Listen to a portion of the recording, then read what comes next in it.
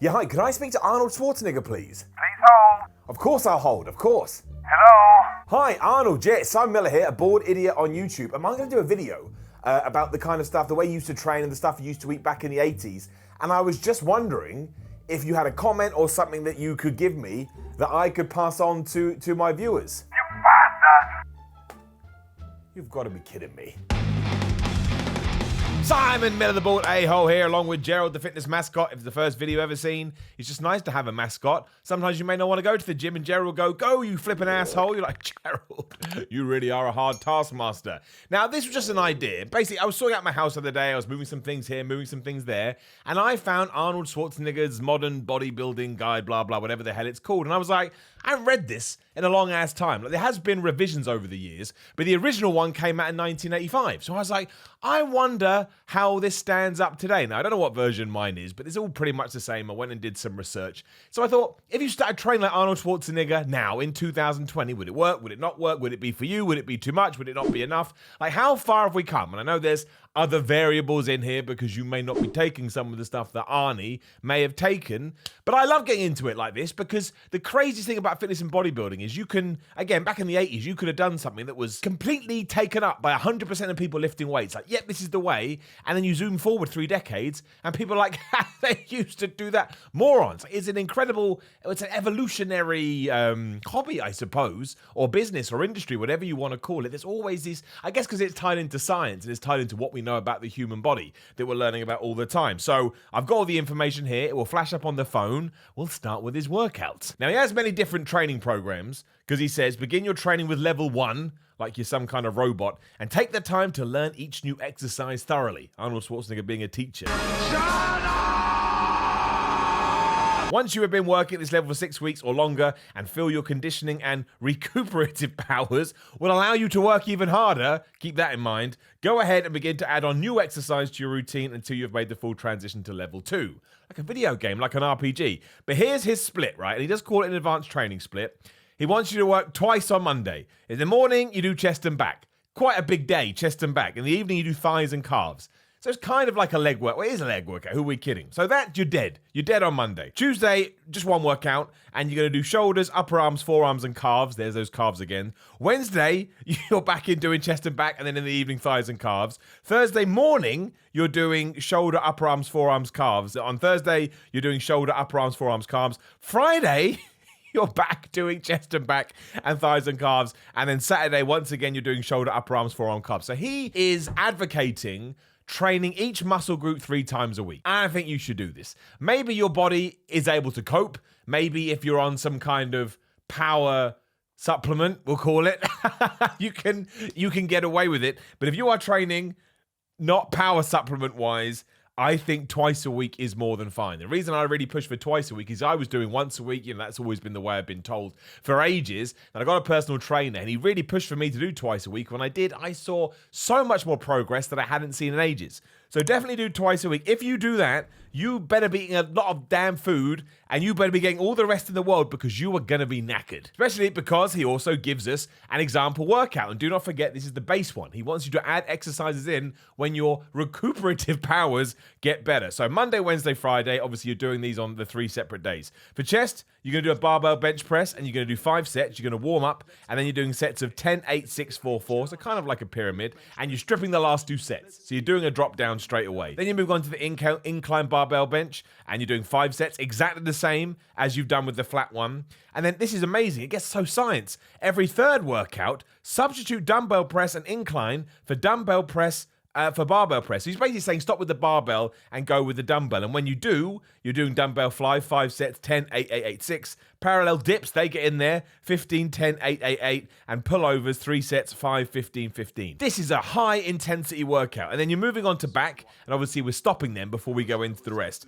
And you're doing 5 sets of chin-ups, 10 reps minimum, which makes me laugh, and use a dumbbell fasten around your weights for greater resistance. Do chins to the rear one workout, to the front the next. You really don't have to strap any weight to you if you don't want. Body weight is fine. You can do it. It's a great way to do progressive overload, but I don't think it has to be a rule. Then you're doing close grip chins, then you're doing T-bar rows, and then you're doing bent over barbell rows, and you're doing 5 sets, and it's all, I won't call it high rep, you're kind of jumping anywhere from 8 to 10 to 6 reps. So then you're going to go and eat. and I would advise eating a hell of a lot of food, because then you're coming back in the evening to do squats, front squats, hack squats, lying leg curls, standing leg curls, straight leg deadlifts, donkey calf raises, and standing calf raises. I mean, look, when you work your legs, you do need to kick their ass, but I think you should do it on a separate day, especially because here you got 6 sets, 4 sets, 4 sets, 5 sets, 5 sets, 3 sets, 5 sets, 5 sets. Arnold Schwarzenegger was an absolute beast. No wonder he was as massive as he was. Also, it's really hard to do donkey calf raises. I haven't seen a donkey calf raise machine over here in the UK. I'm sure it's different in the States. But I haven't seen a donkey calf raise machine over here in the UK, potentially ever. Nobody invests in it, and it's really annoying. And don't forget, that's just your Monday, Wednesday, and Friday. We got to sort out your Tuesday, Thursday, and Saturday now. He also said you got to do abdominals every day. That's not so bad. That's not going to be so crazy for you. So shoulders, behind the neck barbell presses. Now, everyone's got their own opinion of this. Do not do it, is my opinion. I used to do behind the neck barbell presses, and I destroyed my subscapularis tendon, which is in your deltoid. It wasn't fun. I've had trouble with it ever since. Had to get it surgically repaired. Do it in front of your neck. There is such minimum benefit from doing it behind your neck, and there's so many cons, e.g. breaking yourself. I don't think you should do it. It's a military press, right? Do a military press. And then you're doing lateral raises, you're doing bent over laterals. Arnie knew to work his laterals, to work his rear laterals. And then you're doing dumbbell shrugs. That's kind of nice and simple. That's what I'd expect from a shoulder workout. And then you're moving on to arms. He calls it upper arms and forearms for some reason. Standing barbell curls, incline dumbbell curls, concentration curls, lying French press, tribals, cable push downs, one arm tricep exception. Then do your forearms, barbell wrist curls, and a reverse wrist curl, and then you're going to do some calves, because Arnie loves calves, and some abs. It's quite a lot to do. Like, so many people these days would say, after, if you're doing push-pull legs, for example, when you're doing push, you're going to do your chest, you're going to do your shoulders, and then you're going to do your triceps. But by the time you get to your triceps, hopefully you would have worked you would have worked chest and shoulders so much that you would have hit your triceps too, so you can probably get away doing 3 exercises on them. I mean, he is only doing 3 exercises on each until he gets to his forearms. But I suppose if you're going to do an arm day, you would actually. That's actually not as bad as I first thought. It's not as crazy as chest back, but you are going to be doing it 3 times a week. It just feels like a lot to me. And I think on the Sunday, obviously he could do this because this was his job, right? This is when he's training for being Mr. Olympia. In Sunday, you're going to have to rest completely. And you're going to have to get to the point where Monday you're ready to go at that kind of schedule again.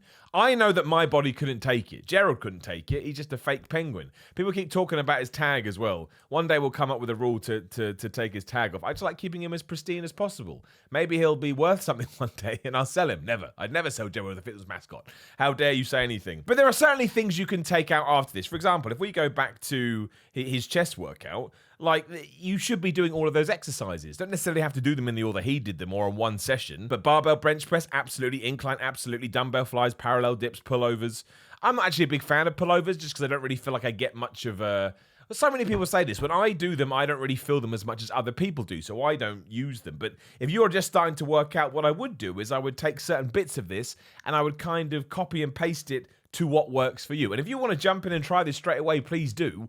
But just be aware that if you get really, really, really tired, it's because, well, you're knackered. Obviously, we need to talk about diet as well. Now, diet has come a long, long way, but there are certain building blocks that are always going to be the same. So he comes up with a protein rating for certain kind of foods, and I love this because he gives eggs a rating of 100 and just says it's an arbitrary value. So his point is that eggs to him are number 1 in protein, and he's going to rate other foods around that. I love it. So what a complicated way to do it. So eggs is 100, fish comes in at 70, cow's milk is in at 60. He used to drink loads of milk. Bodybuilders back in the day used to drink loads of milk. You can do it, just don't do the milk diet. That's what I said before, and people misconstrued it. Don't do the milk diet where you just drink milk all the time. You're just going to get fat. Lean beef gets 69, soybeans gets 47, dry beans get 34, peanuts 43, it's not even in order. Whole grain wheat 44, brown rice 57, white rice 56, and white potato 34. They're their protein ratings. And there's an amazing bit underneath when it goes, as you can see, the potato isn't as good as the egg. You're like, thanks, Hardy. And then he puts a meal for people that are on his advanced training plan. So he says for breakfast, have 3 eggs, poached or any style. So he's not putting you into a corner there. 1/4 pound of meat, fish, fowl, or cheese. 8 ounces of milk, 1 or 2 slices whole grain toast with butter. And he says the protein is approximately 61 grams. Now, this comes down to this whole milk thing again and this whole cheese thing again. Because cheese does have a lot of protein in it, do not forget. But And it's not the worst fat in the world, but it's not the great fat in the world. But I don't push for things like that because I think it's just better to get your sources of fats from places like peanut butter or avocados or whatever the hell you want, right? Proper healthy fats, olive oil. I just think that's a better way to do it. But you certainly could do this. And if you were training like he has just put out there, maybe, depending on your genetics, of course, maybe this would actually come together. For lunch, you're having half a pound of meat. Again, same with the combination we just talked about. 2 whole grains of bread with butter or mayonnaise. I don't think you should do it. Well, you can, why not? But I wouldn't. 8 ounces of milk and 1 piece of fresh fruit. And then for dinner, you're having the half pound of meat, blah, blah, blah. You're having a baked potato or a sweet potato, and you're having a large raw salad. Now, straight you'll be going like, wait a minute, Arnie, 3 meals a day? Especially because that's only 61 grams of protein, 71 grams of protein, and 59 grams of protein. Well, that's because he wants you to have 2 to 3 other meals of his magical protein shake. Now, this kind of did take me aback. I read this back in the day, but the protein shake has become such a popular thing in the modern day fitness world.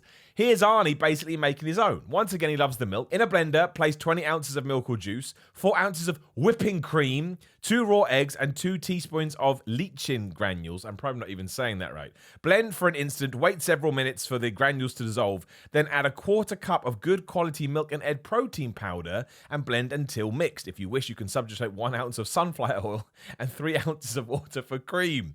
For flavor, use your imagination. A banana, vanilla extract, and other fruit or flavoring to make the drink sweeter, blah, blah, fructose, so on and so forth. He even at one point says, he says, do not put in ice cream or chocolate syrup. But I like the fact he's kind of put so many other things in there. Maybe you go, well, maybe we'll put some ice cream. Anyway, I have made it. I am about to drink it. Let's go. So I think it sounds disgusting. It's done. I want to be as big as Arnie. Who doesn't?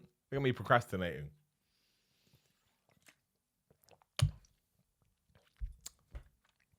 I'm kidding, it's just water. And finally, he gets into the kind of proteins that you can eat. Fish gets in there, fowl, which is basically chicken. I don't know why we don't just say chicken. I guess because turkey, but he tells you to take the skin off because it's high in fat, which is true, so that's good advice.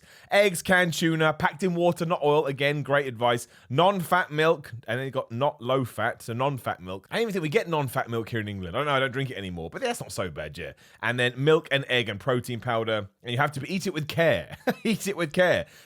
Eat the following with care, because the following protein foods are nutritious but tend to be high in fat. We don't want that. Beef, stick to lean cuts only. Again, that's very good. Pork, lean cuts only. Again, lamb chops are higher in fat than pork chops. It's true. I think it's cheese. And he goes, some cheeses are higher in fat than others. If you're a cheese lover, check a food guide for lower fat kinds and then whole milk. I would just stay away from those latter two. But look at the man. Like, can you criticize him? Of course you can't. And as for carbs, he pushes vegetables because he knows what the hell he's talking about. Damn right, get those vegetables in. Beans, I don't eat them again, but they're all right. Salads, go easy on the dressing. Again, now you've got the no-calorie stuff, so you can go mad with the dressing. Fruits, fresh, not canned. Whole wheat or rye bread. Baked potatoes and rice, not white, processed, or minute rice. So that one I would say, look, when we talked about rice before, you can have white rice, you can have brown rice, you can have basmati rice, jasmine rice, just pick whatever the hell rice you want. I mean, the only reason people say you shouldn't eat white rice when it comes to bodybuilding is it's high on the GI scale. The GI scale just means how quickly does things get absorbed into your bloodstream. White rice is high because it just is. We don't need to get into it. But unless you are just eating white rice for a bowl, you're probably going to have it with some chicken, some vegetables, maybe you are having some low-calorie syrup, whatever. All of that means it's all going to be digested at the same time, so it actually come back down on the GI scale. So do not force brown rice into your face just because someone said don't eat white rice. I would say that is something that we've evolved forward from now. But if you don't want to do it, you don't need to do it as well. It's very hardcore, and it's very, very intense, but that shouldn't surprise you given that he was a professional bodybuilder. He did completely change the game. He does have probably the best physique of all time. It's difficult to argue that. I mean, you're going to have your own personal preferences. But also, yes, he was on the power, whatever I said, the power supplements, whatever I was going to go on about. But it doesn't mean that you can't give it a go. I certainly intend to. They closed the gyms here just as I was going to do this. But at one point, I'm going to try this for a week, and I'm going to let you know how I get on, which is why I joked with the drink. I'm going to have the drink properly. I'm going to do everything properly. We'll film it, and I'll put it up there. But again, the cool thing about it is that it tells you the foundation's never really changed. Make sure you get your protein in. Make sure you're getting the right source of carbohydrates. Make sure that you are training every single body part and training it with intensity. And I guess the only thing it doesn't really push is rest, because it's only having 1 day's rest a week. But maybe you don't need that much rest. Especially if you're just starting off, you're going to get all those newbie gains. You can get away with far more than an advanced or intermediate lifter to a point, but there's pros and cons either way. So There it is, Arnold Schwarzenegger's own book, and that's what he tells you to do. And that's the basic program too. Who the hell knows what the advanced one is? When they do let me back out of here in about 3 weeks, like I say, I've got a bit of this video filmed. I filmed the rest and I put it up. But I thought this would be a nice advert. But also I think there's some good information in there. And I just find it fascinating how far we've come over the last 3 decades or so. So Arnold Schwarzenegger, always listen to him. Always take bits of what Arnold Schwarzenegger did. There's a reason he changed the game, and you just need to accept that's the case. Now, please do like the video, share the video, leave a comment below, hit the bell, ding, ding, and smash that subscribe button. When the number goes up, it makes me happy. There's another video on the screen right now. Go watch that if you want to have another fun time with me. It's a weird thing to say. Instagram and Twitter is at SimonMiller316. If you want to support on Patreon, it's patreon.com patreon.com/SimonMiller316. There's the one. Got merchandise, simonmiller.bigcartel.com. Gerald says nothing because he's an inanimate object. He can't talk. I know it's going to devastate people, but it's true. But we love him all the same, and I'll see you soon.